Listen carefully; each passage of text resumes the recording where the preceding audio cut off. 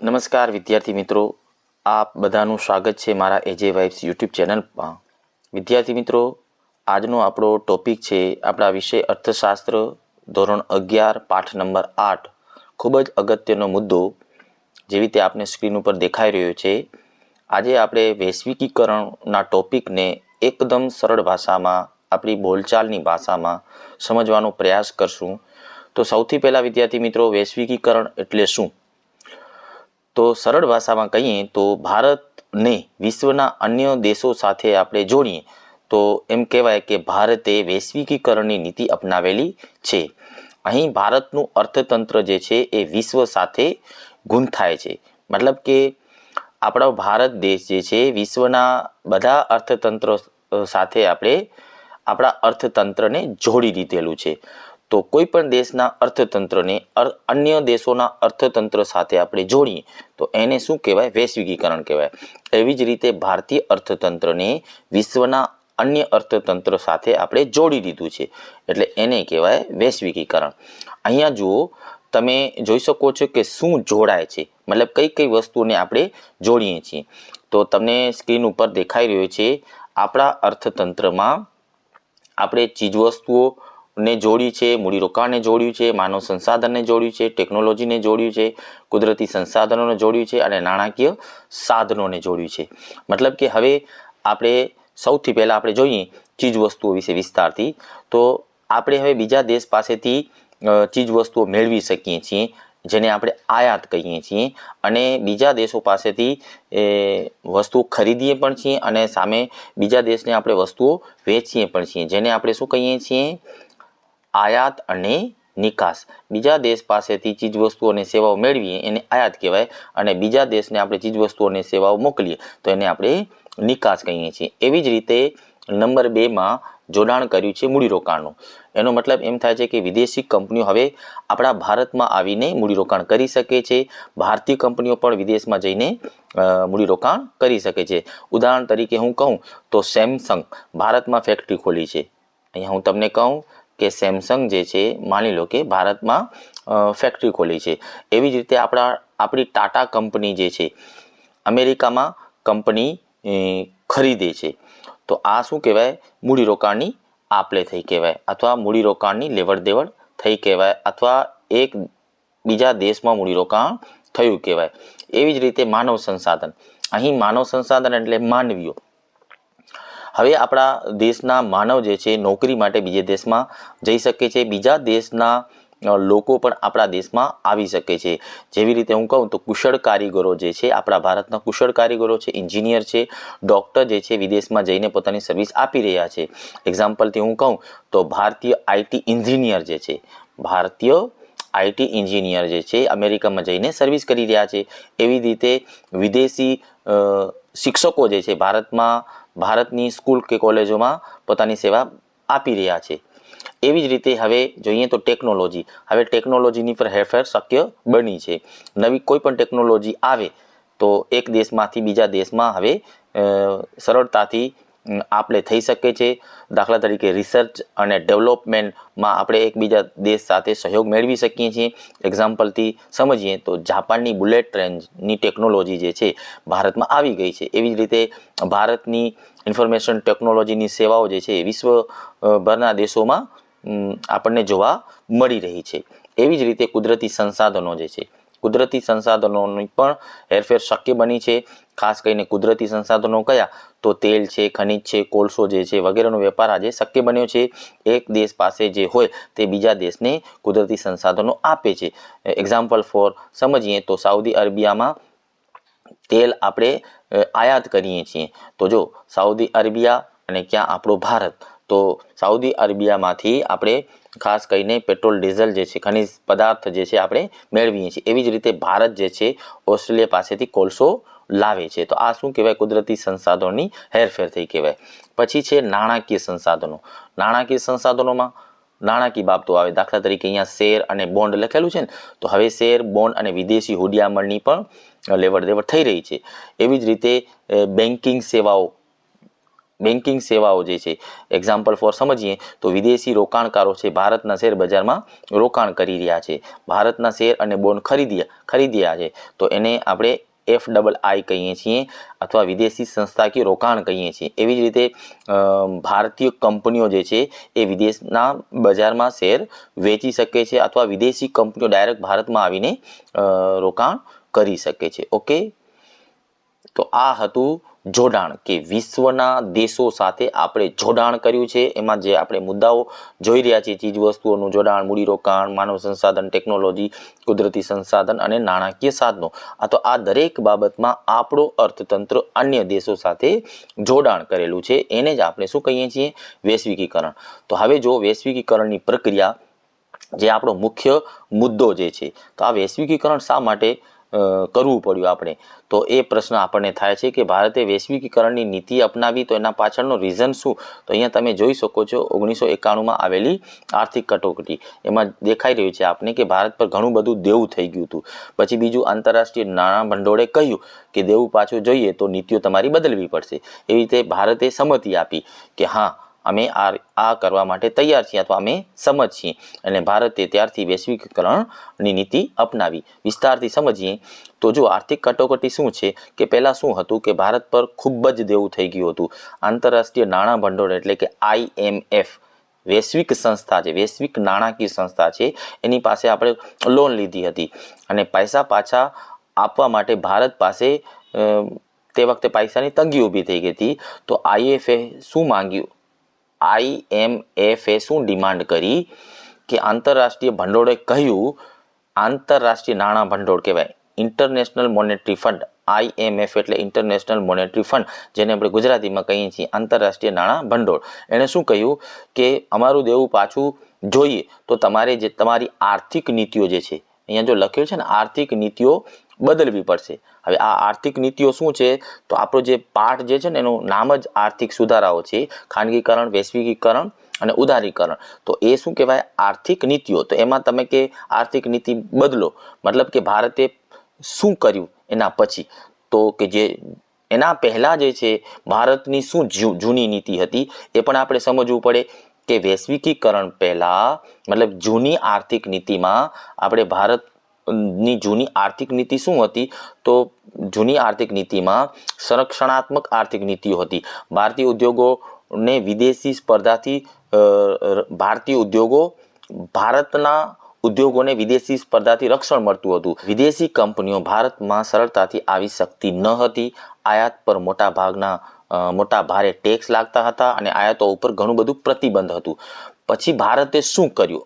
આર્થિક સુધારામાં શું કર્યું? તો 1991માં ભારતે એક નવી આર્થિક નીતિ અપનાવી. સંરક્ષણાત્મક નીતિઓ છોડી દીધી, મુક્ત આંતરરાષ્ટ્રીય વેપારને પ્રોત્સાહન આપ્યું એમ કહેવાય.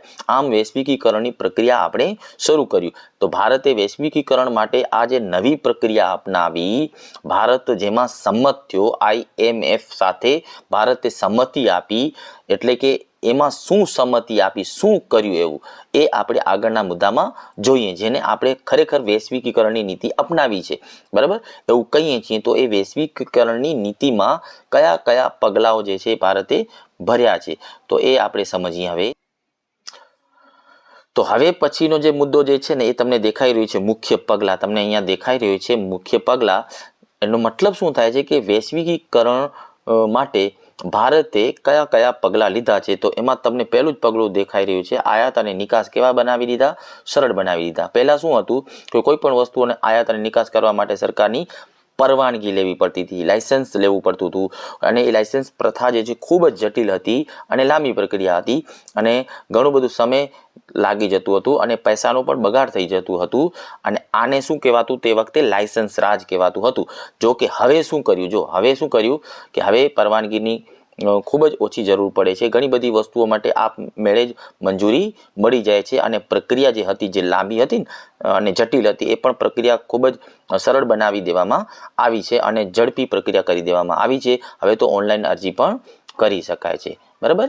પછી બીજી આપણે નીતિ અપનાવી, વર્લ્ડ ટ્રેડ ઓર્ગેનાઇઝેશનનું આપણે સભ્યપદ લીધું. પરીક્ષામાં પ્રશ્ન પૂછાય છે કે વર્લ્ડ ટ્રેડ ઓર્ગેનાઇઝેશન એટલે કે WTOનું સભ્યપદ ક્યારે મળ્યું અથવા ક્યારે લીધું? તો 1945 1995 અને બીજો પ્રશ્ન વિકલ્પવાળો એવો પણ પ્રશ્ન પૂછાય છે કે WTO નું પૂરું નામ શું છે? તો વર્લ્ડ ટ્રેડ ઓર્ગેનાઇઝેશન. હવે એના વિશે વિસ્તારથી સમજીએ તો આખી દુનિયાના દેશો માટેની આ સંસ્થા છે, મતલબ વૈશ્વિક સંસ્થા છે. WTO જેવી રીતે IMF ઉપરની વૈશ્વિક સંસ્થા હતી, જે નાણાકીય સંસ્થા હતી, જ્યારે આ જે છે વર્લ્ડ ટ્રેડ ઓર્ગેનાઇઝેશન એ વિશ્વ વેપાર માટેની સંસ્થા જે છે, જે વૈશ્વિક સંસ્થા છે. હવે એના નિયમો શું હતા? જો અહીંયા શું આ સંસ્થાના નિયમો પ્રમાણે વેપાર કરવાનું હતું આપણે ભારતને, તો એ નિયમો કયા કયા હતા વર્લ્ડ ટ્રેડ ઓર્ગેનાઇઝેશનના? તો એ નિયમોને વિસ્તારથી સમજીએ તો એમાં પહેલું હતું બધા સભ્ય દેશો સાથે કેવું વર્તન રાખવાનું હતું? સમાન વર્તન. મતલબ કે ભારતને અમેરિકા ને જે સુવિધા આપે છે એ જ ચીનને પણ આપવી પડે, એટલે બંને સાથે સમાન વર્તન કરવું પડે. અને બીજો એક નિયમ હતો પારદર્શકતા. પારદર્શકતાનો મતલબ શું થાય છે કે વેપારના નિયમો જે છે એ સ્પષ્ટ હોવા જોઈએ, છુપાયેલા ટેક્સ કે નિયમો ન હોવા જોઈએ. પછી ત્રીજો એક નિયમ હતો આયાત ટેક્સ જે છે એ ઓછો કરવો. જે આયાત ઉપર ટેક્સના દર વધારે હતા, કસ્ટમ ડ્યુટી વધારે હતી, એ હવે ઘટાડી દેવી. પછી સ્વસ્થ સ્પર્ધા, એને કહેવાય તંદુરસ્ત હરીફાઈ, કૃત્રિમ રીતે કિંમતો ઓછી ન કરવી. મતલબ કે ભારતને શું કર્યું, એના પછી ભારતે શું કરવું પડ્યું? તો ભારતે WTOના બધા નિયમો જે છે એ માનવા પડ્યા અને વિદેશી કંપનીઓ સાથે હવે ભારત સમાન વર્તન કરી રહી છે. અને જે નિયમો હતા આયાત ટેક્સ પણ ભારતે ઘટાડી દીધા. ઓકે. પછી છે રૂપિયાનું વિનિમય. રૂપિયાનું વિનિમય મુક્ત થયું. તો રૂપિયાનું વિનિમય એ શું છે? તો પહેલે એને સમજીએ. તો પહેલાં શું છે કે આ જે વિનિમય જે છે ને, રૂપિયાનું વિનિમય એ સરકાર નક્કી કરતી. એમ કહેવાય કે હુંડિયામણનો વિનિમય દર કહેવાય. દાખલા તરીકે અહીંયા ઉદાહરણ આપેલો છે કે $1 માની લો કે આપણે એક્ઝામ્પલ લઈએ, $1 બરાબર 80 રૂપિયા. તો આ જે છે એ હુંડિયામણનો દર કહેવાય, વિનિમય દર કહેવાય. કોની સામે? તો ડોલરની સામે રૂપિયાનો વિનિમય દર. સરળ ભાષામાં કહીએ તો $1 મેળવવા માટે ભારતને 80 રૂપિયા આપવા પડી રહ્યા છે, આ એક્ઝામ્પલ પ્રમાણે. બરાબર. તો વિનિમય દર શું છે? તો જે $1 બરાબર કેટલા રૂપિયા છે? સામાન્ય રીતે એમ કહીએ કે ડોલરની સામે રૂપિયાનો વિનિમય દર શું? તો $1 બરાબર કેટલા રૂપિયા? એને આપણે ઇંગ્લિશમાં એક્સચેન્જ રેટ પણ કહીએ છીએ. પહેલાં શું હતું કે આ જે દર હતું ને એ નિયંત્રિત હતું, મતલબ કે સરકાર જ નક્કી કરતી કે $1 બરાબર કેટલા રૂપિયા. કોઈ પણ સમયે બદલી શકાતું નહીં. બજારની માંગ અને પુરવઠાની કોઈ અસર તેમાં થતી ન હતી. આને ફિક્સ્ડ એક્સચેન્જ રેટ પણ કહેવામાં આવે છે. બરાબર. દાખલા તરીકે સરકાર એમ કે $1 બરાબર, માની લો કે આપણે એક્ઝામ્પલ લખ્યું છે ને, સરકાર દ્વારા માની લો કે આ નક્કી કરેલું છે $1 બરાબર 80 રૂપિયા. તો બજારમાં ગમે તે ફેરફારો થતા હોય, આ દર જે છે એ ફિક્સ જ રહેતું, એમાં કોઈ ફેરફાર થતો નહીં. પણ જ્યારે હવે શું કર્યું છે, હવે આ જે દર જે છે $1 બરાબર કેટલા રૂપિયા એ હવે મુક્ત થઈ ગયું છે.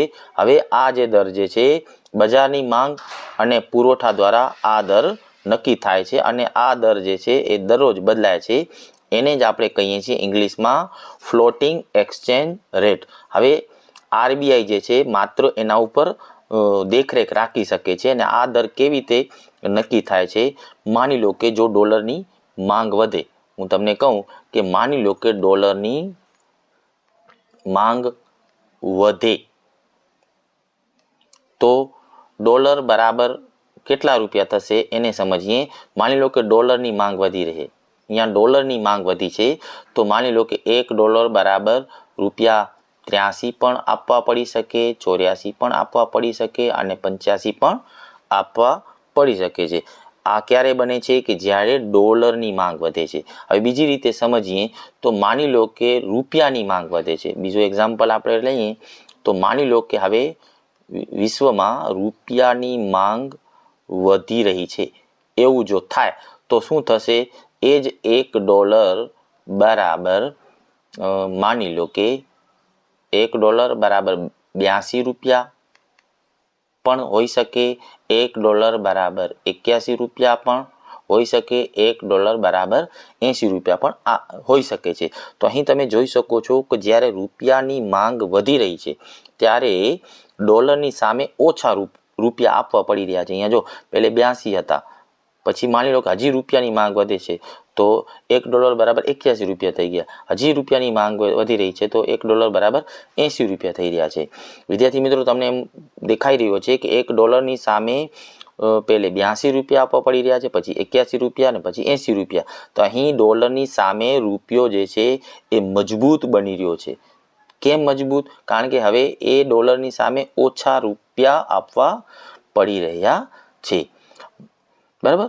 તો રૂપિયાની ખરીદ અને વેચાણ જે છે આજના સમયમાં સરળ બન્યું છે. પહેલાં ફક્ત સરકારી બેંકો પાસેથી જ આ હુંડિયામણ મળતું હતું, જ્યારે હવે આ ખાનગી બેંકો પાસે પણ મળે છે. પૈસા બદલવાની દુકાન પાસેથી પણ હવે મળી શકે છે. મતલબ કે હવે વિનિમય એક્સચેન્જ જે છે રૂપિયાનું વિનિમય જે છે હવે સરળ રીતે થઈ શકે છે.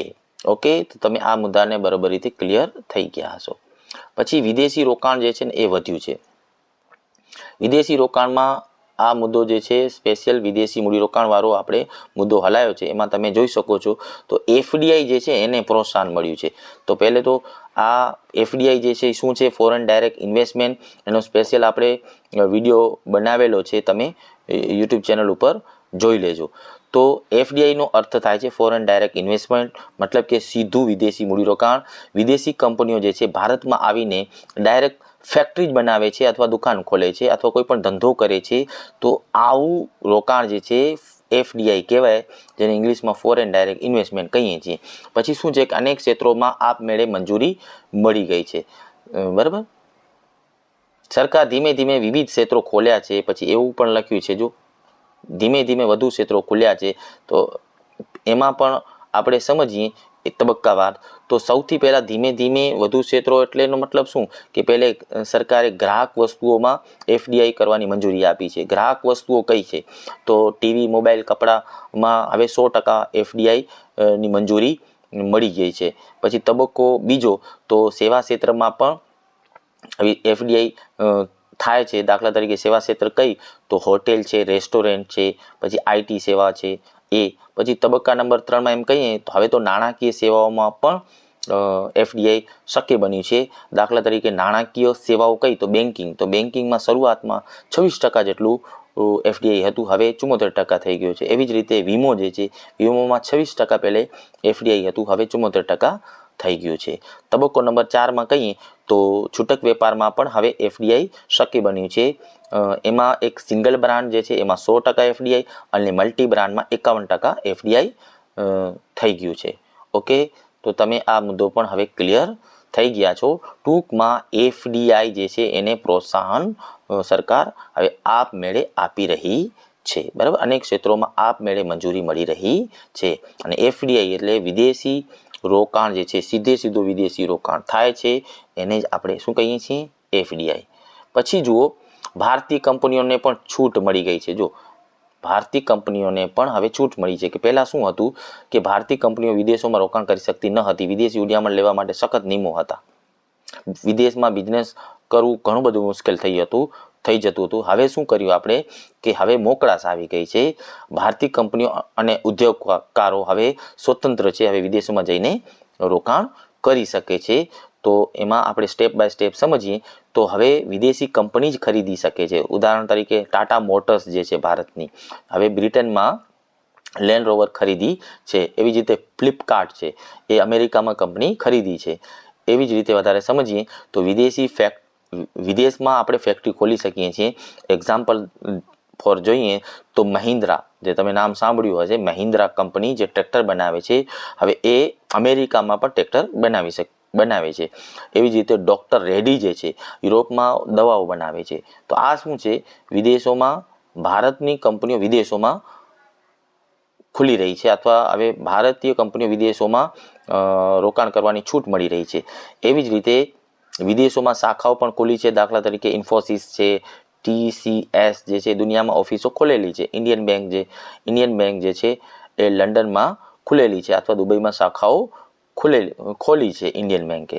એવી જ રીતના વિદેશી કંપનીઓ સાથે આપણે ભાગીદારી પણ કરેલી છે. વિદેશી કંપનીઓ સાથે ભાગીદારી કરેલી છે.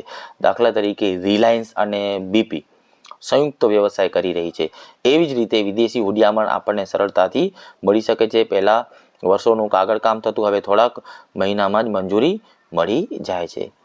પછી જુઓ આગળનો મુદ્દો જે છે સમાન વર્તન. તો સમાન વર્તન શું છે, જે આપણે હમણાં જ લાસ્ટમાં સમજ્યા. સમાન વર્તન શું છે? તો સમાન વર્તનમાં દેશની કંપનીઓ હોય કે વિદેશી બંને સાથે સમાન નિયમો છે. પહેલા ભારતીય કંપનીઓને વધુ રક્ષણ મળતું હતું, હવે સમાન સ્પર્ધામાં એને વધારે વિસ્તારથી હું સમજાવું તમને, તો બંને માટે સમાન નિયમો મતલબ ભારતની કંપની હોય કે વિદેશીની કંપની હોય બંને માટે સમાન નિયમો છે. કોઈને વિશેષ ફેવરેટિઝમ નહીં. પહેલાં શું હતું કે આપણા જ ઉદ્યોગોને ખૂબ જ રક્ષણ આપવામાં આવતું હતું. આયાત પર ભારે ટેક્સ થતા વિદેશી સામાન જે છે આપણને મોંઘો પડતો હતો. લોકો ભારતીય સામાન જ ખરીદતા હતા. બરાબર. જ્યારે હવે જે છે હવે સમાન વર્તનની નીતિ અપનાવી છે. મતલબ કે હવે આપણે આયાત ટેક્સ જે છે ઘટાડી દીધું છે. WTOના કરાર પ્રમાણે આપણે આયાત ઉપર જે વધારે ટેક્સ લગાડતા હતા, જે આપણે આયાત ઉપર કસ્ટમ ડ્યુટી લગાડતા હતા, એનો દર આપણે ઘટાડી દીધું છે. બંને માટે સમાન લાયસન્સ નિયમો હવે કરી નાખ્યા છે. કોઈને વિશેષ છૂટ આપવામાં નથી આવી. સમાન ટેક્સના દર ભારતીય કંપની હોય કે વિદેશી કંપની હોય એના ઉપર જે ટેક્સના રેટ જે છે આપણે સમાન કરી નાખ્યા છે. પછી જો છેલ્લો મુદ્દો સાંસ્કૃતિક આદાન પ્રદાન. એ શું છે? તો સંસ્કૃતિમાં તો ઘણું બધું આવી જાય છે. વિદેશી ચેનલો, ફિલ્મો, બરાબર. પછી ભારતીય સંસ્કૃતિ વિદેશમાં, યોગ, આયુર્વેદિક, બધું વૈશ્વિક સ્તરે. એને વિસ્તારથી સમજીએ તો સાંસ્કૃતિક આદાન પ્રદાન શું છે? તો સંસ્કૃતિની શેર કરવી, એકબીજાથી શીખવું. પહેલાં શું હતું કે આપણે વિદેશી ચેનલ જે છે, વિદેશી ચેનલ આપણા ટીવી ઉપર જોવા નહોતા મળતા. વિદેશી ચેનલો ઉપર પ્રતિબંધો હતા. વિદેશી ફિલ્મો જે છે ઓછી આવતી હતી અને પ્રવાસ પણ મુશ્કેલ હતું. આજે જો કે મીડિયા અને મનોરંજન જે છે આજના સમયમાં જોઈએ તો એમ ચેનલ અને ફિલ્મો લખેલું છે ને, હવે વિદેશી કન્ટેન્ટ ભારતમાં આવી ગયા છે. કયા? તો નેટફ્લિક્સ છે, એમેઝોન પ્રાઇમ છે, એ વિદેશી શો આપણે અહીંયા જોઈએ છીએ. પછી હોલિવૂડ ફિલ્મો પણ આપણે સહેલાઈથી અહીંયા આવી ગઈ છે. પછી વિદેશી સંગીત આવી ગયા છે, વિદેશી કલાકારો આવી ગયા છે. એવી જ રીતના ભારતીય કન્ટેન્ટ જે છે એ વિદેશમાં જોવા મળી રહ્યા છે. દાખલા તરીકે બોલિવૂડ જે છે આખી દુનિયામાં ફેલાઈ ગયું છે. ભારતીય શો જે છે, દાખલા તરીકે કપિલ શર્મા શો, એ વિદેશોમાં પણ થઈ રહ્યું છે. યુટ્યુબ માધ્યમ દ્વારા વિદેશોમાં આપણા ભારતીય શો નો પ્રસાર થઈ ગયું છે. એવી જ રીતે AR રહેમાન જે છે એ વૈશ્વિક સ્તરે જોવા મળે છે. પછી શિક્ષણ જે છે, શિક્ષણમાં પણ આદાન પ્રદાન થઈ રહ્યું છે. વિદેશી યુનિવર્સિટી ભારતમાં ખુલેલી છે. વિદેશી પ્રોફેસરો ભારતમાં કોલેજોમાં પોતાની સેવા આપી રહ્યા છે. વિદેશી યુનિવર્સિટીની શાખાઓ પણ ભારતમાં ખુલેલી છે. ભારતીય વિદ્યાર્થીઓ જે છે વિદેશમાં જઈને ભણે છે. દાખલા તરીકે ઇંગ્લેન્ડમાં, ઓસ્ટ્રેલિયામાં ભણી રહ્યા છે, અમેરિકામાં ભણી રહ્યા છે. લાખો વિદ્યાર્થીઓ વિદેશમાં અભ્યાસ કરી રહ્યા છે અને સરળ વિઝા પ્રક્રિયા પણ બનાવી દેવામાં આવી છે. એવી જ રીતે ખાનપાન સંસ્કૃતિ પણ જોવા મળે છે. વિદેશી ભારતમાં છે. દાખલા તરીકે મેકડોનાલ્ડ્સ, KFC, તમે નામ બધા સાંભળ્યા હશે, પિઝા હટ, પછી સ્ટારબક્સ, ડોમિનોઝ. આ બધું શું છે? વિદેશી ખાંડ છે જે આપણા ભારતમાં જોવા મળી રહ્યા છે. એવી રીતે ભારતીય ખાદ્ય પદાર્થની વસ્તુઓ જે છે વિદેશમાં જોવા મળી રહી છે. દાખલા તરીકે ભારતીય રેસ્ટોરન્ટ જે છે આખી દુનિયામાં જોવા મળે છે. એવી રીતે યોગ છે, આયુર્વેદિક છે, એ વૈશ્વિક સ્તરે જોવા મળે છે. ભાષા અને કલા પણ, ભારતીય ભાષાઓનું શિક્ષણ વિદેશમાં છે. પછી વિદેશી ભાષાઓ ભારતમાં લોકપ્રિય બની છે. આજે આપણે જોઈએ છીએ મોટાભાગના લોકો ઇંગ્લિશ શીખે છે, બરાબર. અને ઇંગ્લિશ શીખવું એક મહત્વની બાબત બની ગઈ છે, બરાબર. પછી સાંસ્કૃતિક કાર્યક્રમો જે છે એનું પણ આદાન પ્રદાન આજે જોવા મળી રહ્યું છે. પછી પ્રવાસ જે છે એ પણ સંસ્કૃતિનો ભાગ છે. તો વિદેશીઓ ભારતમાં પ્રવાસ કરી શકે છે. એના માટે વિદેશી લોકોને વિઝાની સુવિધા પણ મળી રહી છે. આપણા દેશને બીજા દેશ, આપણા દેશના લોકોને વિદેશમાં જવું હોય તો વિઝાની સુવિધા જોવા મળે છે. પ્રક્રિયા એકદમ સરળ બનાવી દેવામાં આવી છે. ભારતીયો જે છે એ વિદેશમાં ફરી શકે છે. વધુ લોકો વિદેશમાં ફરે છે અને સરળ પાસપોર્ટ અને વિઝાની પ્રક્રિયા થઈ ગઈ છે. એવી જ રીતે રમતગમતમાં કેટલું આદાન પ્રદાન થઈ ગયું છે. આજે આપણે IPL જોઈએ છીએ તો IPLમાં મોટાભાગના વિદેશી ખેલાડીઓ છે. ભારતીય ખેલાડીઓ જે છે એ વિદેશમાં જે વિદેશમાં ક્રિકેટ લીગ જે રમાય છે એમાં ભારતીય ખેલાડીઓ ભાગ લઈ રહ્યા છે. એવી જ રીતે કોચિંગમાં પણ આદાન પ્રદાન છે. ઘણી વિદેશી ટીમોમાં આપણા ભારતીય કોચ છે અને આપણી ભારતીય ટીમમાં વિદેશી કોચ પણ લેવામાં આવે છે. એવી જ રીતે ટેકનોલોજી અને સોશિયલ મીડિયામાં પણ આપણે આદાન પ્રદાન કર્યું છે. ખાસ કરીને ફેસબુક, ટ્વિટર, ઇન્સ્ટાગ્રામ જે આખી દુનિયામાં આમાં જોડાઈ ગઈ છે. લગભગ સંસ્કૃતિ મિશ્રિત થઈ ગઈ છે. ઓકે, તો અહીં આપણો આ વૈશ્વિકીકરણવાળો મુદ્દો જે છે એકદમ સરળ ભાષામાં અને ઘણા બધા સિમ્પલ ઉદાહરણો સાથે આપણે પૂરું કર્યું છે. આમાંથી તમને જે પણ કોઈ ડાઉટ હોય તો તમે મને જરૂર કોમેન્ટ કરજો. વિડીયો આપ બધાએ જોયો એ બદલ થેન્ક યુ.